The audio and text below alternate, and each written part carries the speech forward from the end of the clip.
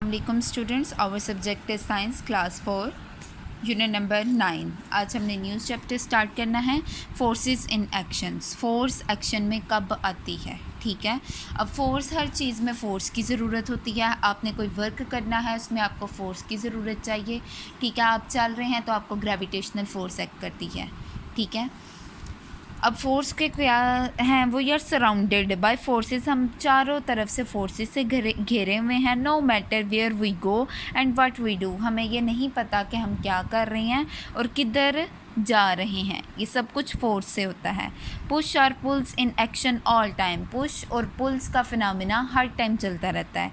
Example उन्होंने दी है कि air particles around you are exerting a pushing force, जितने भी एयर पार्टिकल्स हैं वो एक्सर्ट करते हैं pushing force on you, and the gravitational force, earth की जो है वो पुलिंग करती है objects downward the time. Gravitational force हमें क्या करती है, होल्ड किए रखती है ज़मीन पर किसी भी चीज़ को, ठीक है। मोर ओवर क्या है, you are pushing the chair downward, अगर आप चेयर को डाउनवर्ड पुश करते हैं तो वो क्या करेगा, चेयर पुशिंग अपवर्ड करेगी कि ग्रेविटेशनल फोर्स एक्ट कर रही है और चेयर ऊपर की तरफ हमें पुल कर रही है। ये पुशिंग और पुलिंग्स का फिनोमेना चलता है। Do you know when you throw a stone up in the air why it falls on the ground, आप जानते हैं जब आप एक पत्थर को ऊपर फेंके तो वो ज़मीन पर क्यों गिरता है। But why do we get टाइड when we walk for a long time, आप क्यों थक जाते हैं जब आप इतना ज़्यादा डिस्टेंस कवर करते हैं। It is due to the force of gravity, ये सब कुछ फोर्स ऑफ ग्रेविटी की वजह से ही होता है कि वो अपनी तरफ इसे खींचती है, ठीक है। Forces act and objects on the time all the time, ठीक है, but we can not see them. Forces हर टाइम मतलब ऑब्जेक्ट्स पे एक्ट करती हैं। कोई भी चीज़ है, बेड लगा ले, चेयर लगा ले, टेबल लगा ले, पेंसिल, बुक वगैरह, हर चीज़ पे फोर्स एक्ट करती हैं लेकिन हमें दिखाई नहीं देती। Forces can change state of rest और मोशन, यस, स्टेशनरी ऑब्जेक्ट्स को मोशन और स्लो और इवन स्टॉप मूविंग ऑब्जेक्ट्स, ठीक है। ये फोर्स की वजह से या तो वो स्लो हो जाती हैं या वो स्टॉप ही हो जाती हैं। For example when you ride a bicycle, जब आप एक साइकिल चलाते हैं, you push the pedals to make it move, आप उसको मूव करते हैं। अगर आप उसकी स्पीड को इंक्रीज़ या डिक्रीज़ करेंगे तो क्या होगी, फोर्स की वजह से उसके पैडल पे जो आप दबाव डालते हैं तो वो भी चेंज हो जाएगी, ठीक है।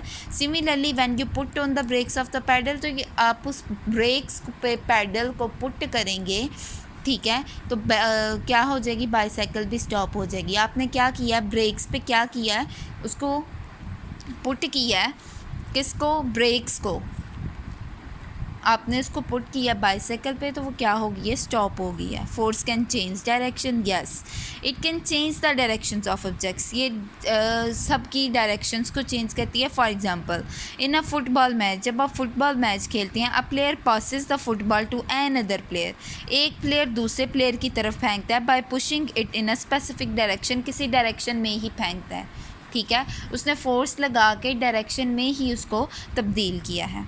Force can change shape, yes, it can change the shape of the objects. For example, you can squeeze our plastic bottle, आप एक प्लास्टिक बॉटल को स्क्वीज़ कर दें, मतलब उसको पीस दें by applying a pushing force, ठीक है।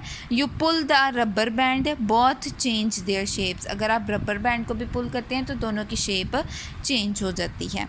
टेंशन और कंप्रेशंस का क्या है, have you played tug of वार और पुश स्प्रिंग, क्या आपने टग ऑफ वार या स्प्रिंग को पुश किया है।